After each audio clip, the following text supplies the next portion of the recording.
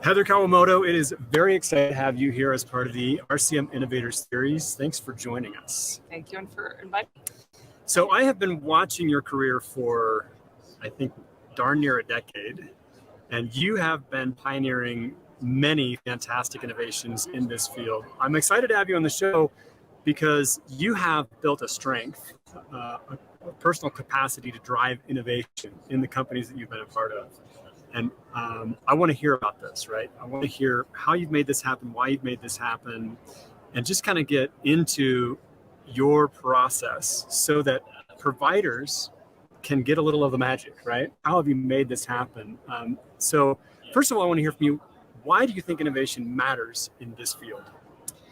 So I would say, let me back up a little bit. So I actually started in pure high tech. Okay. So doing tech across all verticals.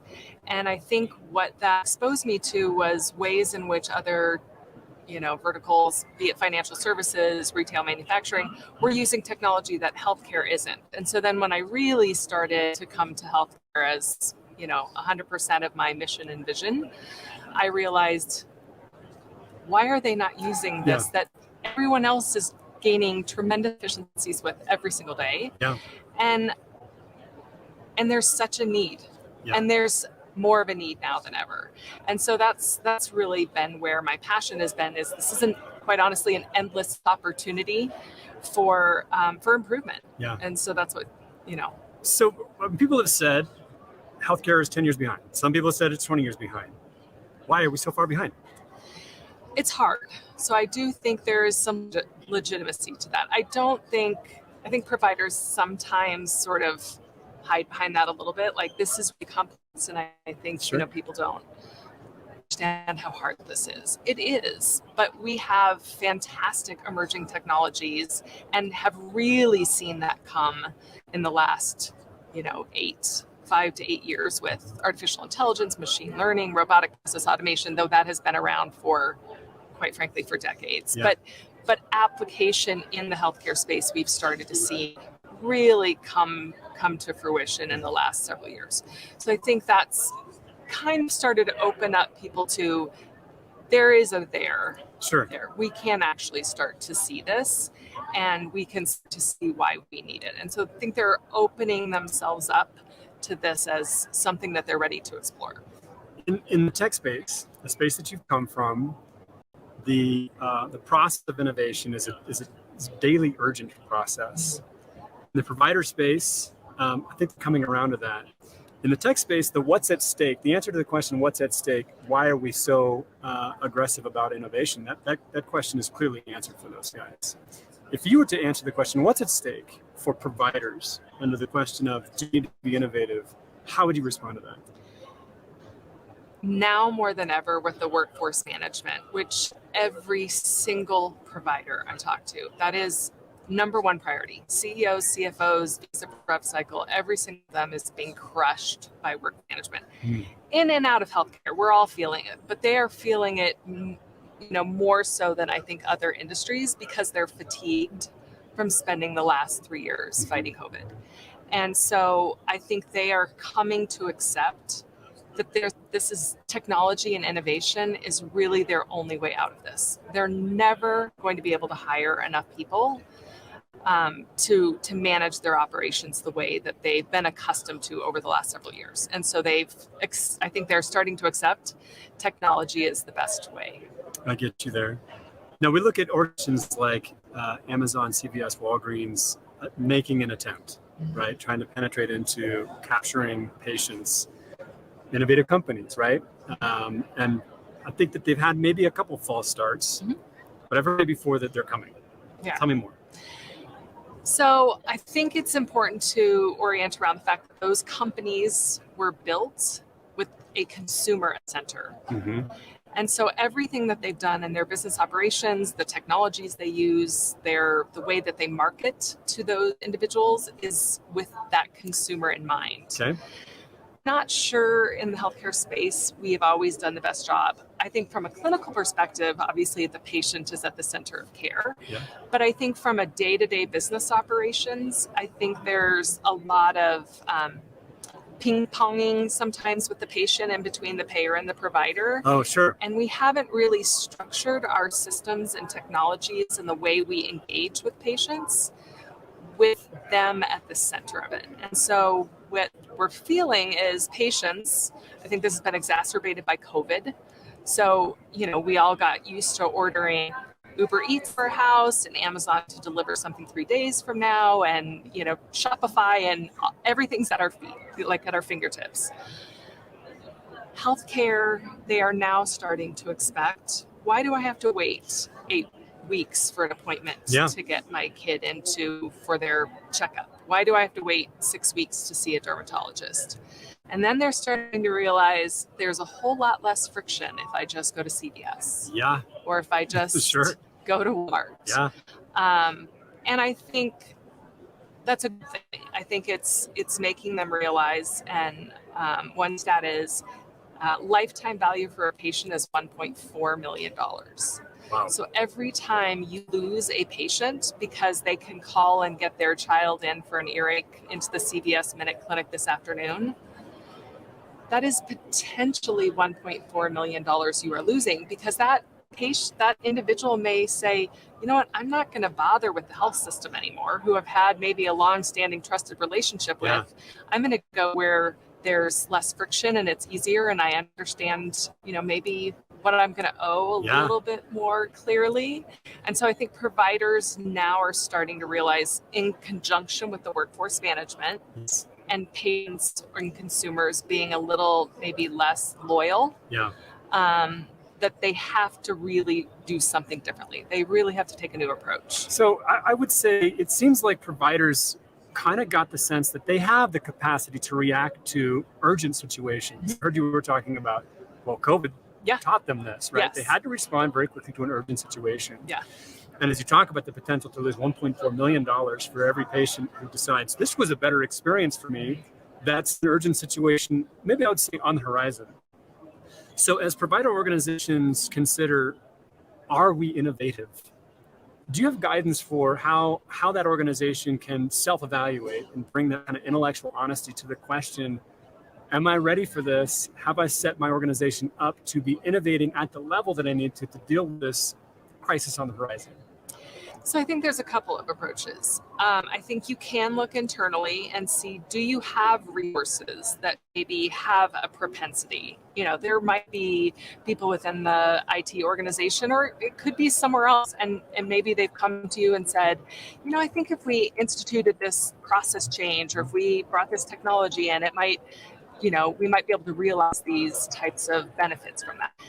If you don't have that, if you don't feel like you have resources at the ready, I think you can explore bringing somebody in. And I would highly advise looking maybe outside the industry. Yeah, sure. I know that I saw a presentation from Providence who brought in somebody that had been, basically in a consumer industry to lead their patient engagement. Smart.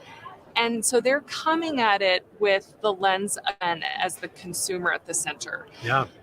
That can be great, and that's one approach.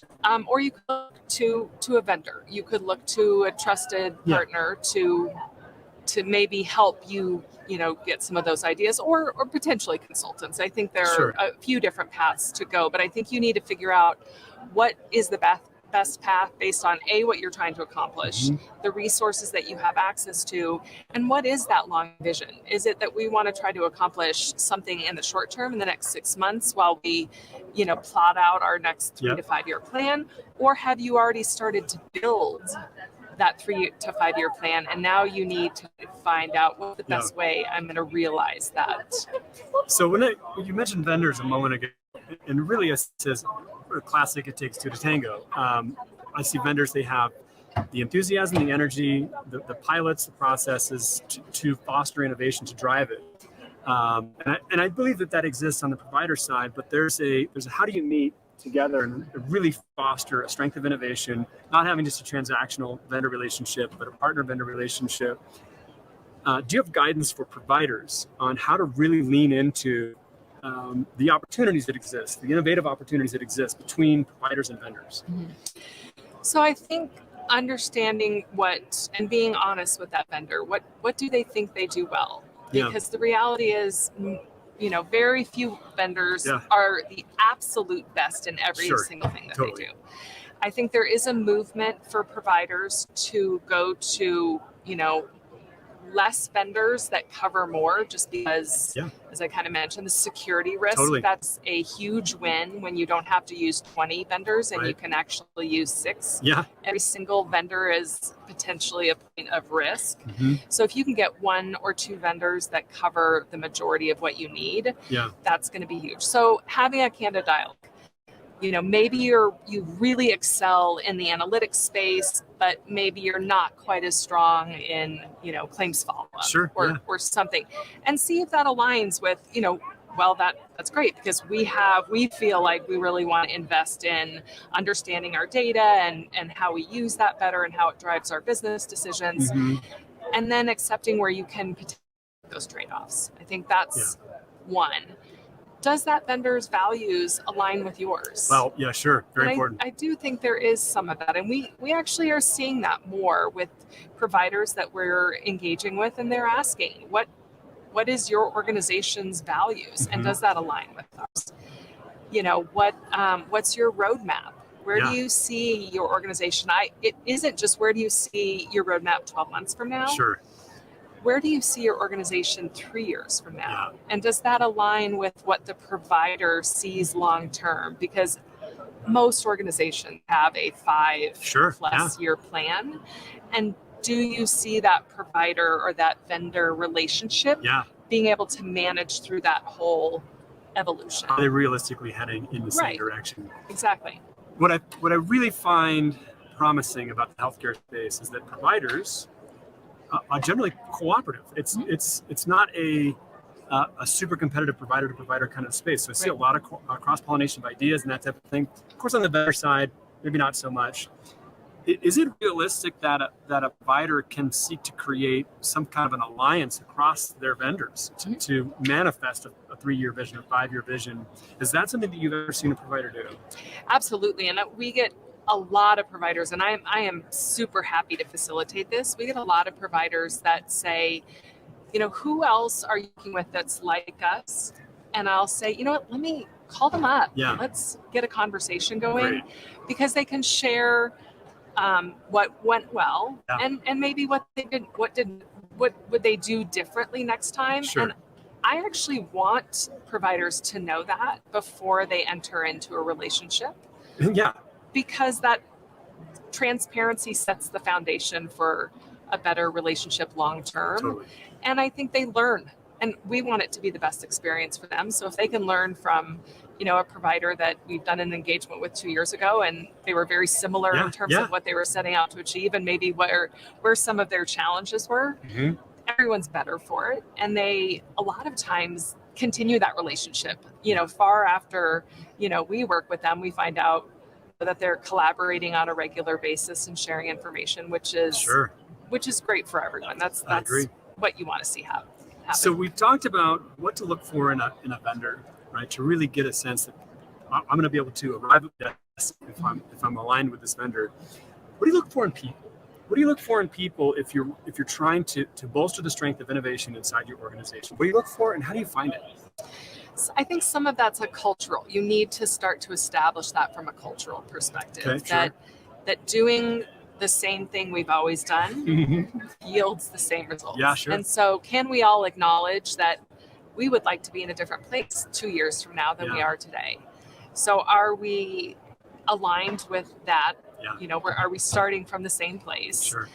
And that sometimes that change can feel uncomfortable. And so what is the VR process to manage through that? How do we communicate with our staff? How do we get folks on board? How do we communicate regularly so that everyone's feeling like they are a part of the process, they have a voice? Because I think, it's not just change is scary. Innovation and technology can be scary because it changes your workflow. It disrupts what you know.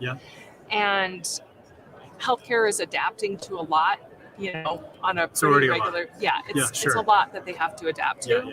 And so they have to trust that this is ultimately going to yield something positive for them. So I think there's just kind of shepherding people along. Yeah. And then, maybe that person isn't the best fit in that role long term, and maybe you need to start looking at, is there another place in the organization where they can still drive value, but maybe they're not going to be the change agent that I need. I really am glad you brought this up. Something that I've learned about recently, which I find absolutely fascinating. I don't know if you've studied like the innovation adoption curve. Oh, yeah. You have innovators, early adopters, mid-majority, late majority, and then the last category is often called laggards. Laggards. But I've also seen it called institutionalists, and I think that this is a really key kind of like hinge point for me on how this works, because I don't expect institutionalists, laggards, to jump into innovation, right, with vigor and enthusiasm. But ultimately, if you want an innovation to succeed and be said widespread, to succeed in a widespread way, you will need the institutionalists because they hold the institutions. Right. And if they have the foot on the brake because they're uncomfortable with change, they're not going to, the words that are going to come out of their mouth aren't, I'm holding the role of an institutionalist and I'm trying to preserve structure here. The words that will come out will be emotionally driven or whatever kind of resistance they'll provide. But what I have learned is that, as you say, there is a place for people who aren't like ready to dive in and down with that innovation, but ultimately you will need them because they have all the right connections, right? They've built the right systems. And if you want to get it out either to an organization or to a patient community or to the population in general, these institutions are absolutely necessary. It's been a really interesting kind of twist in my thinking about innovation in general. Yeah, I actually like that framing better than laggards, right? Because that almost implies that maybe they'll never get across the finish line. I think institutionalists. I think it's great to recognize that there are those people that you are going to need, and so I don't know that I have a fantastic solve for it, but I think recognizing who those people are is probably imperative. Yeah. Because at some point you're going to need to start to incorporate them into that. And what does that look like in a way that makes them feel safe? Right. Not threatened. Not threatened. One more question for you. Yeah. Just give me the picture. Give me the picture of, you wave the wand, 5 years from now, what's changed in healthcare? I do think we're going to start to see more and more services move outside of the four walls of the hospital. I think that's the reality. Yeah. I think affordability is the number one issue. I mean, beyond just the day-to-day of workforce management. Workforce management is the first problem in front of us. Yeah. The next problem, the bigger problem, is affordability of care. Sure. And that then impacts access and, so many other realities. Yeah. And it also gets in our way of, I think, what is going to be an ultimate move to value. So I think... Wow, it's coming.